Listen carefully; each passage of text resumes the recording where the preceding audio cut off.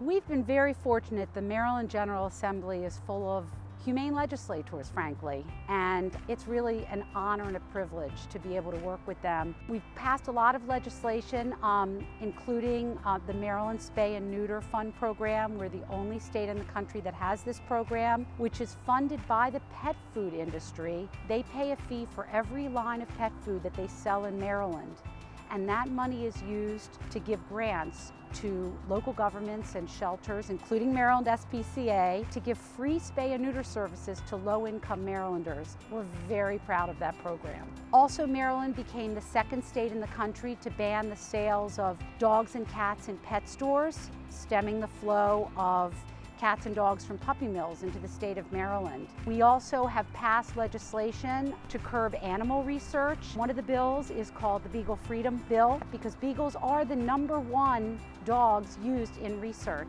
In this legislation, dogs and cats, after they've been used in research, can be adopted into loving homes. And I have to tell you, for those hearings, we had some of the beagles who had been adopted into homes after being used in research, and listening to the testimony from their owners about how they didn't know what it was like to step out of a cage, and then seeing them there with children from those families and how loving and effusive they were was pretty unbelievable.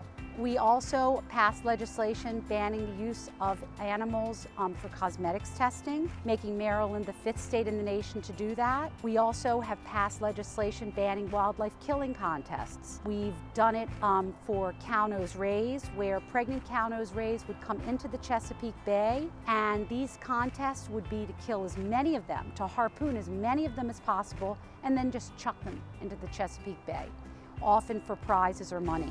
Similarly, we banned wildlife killing contests last year of various mammals.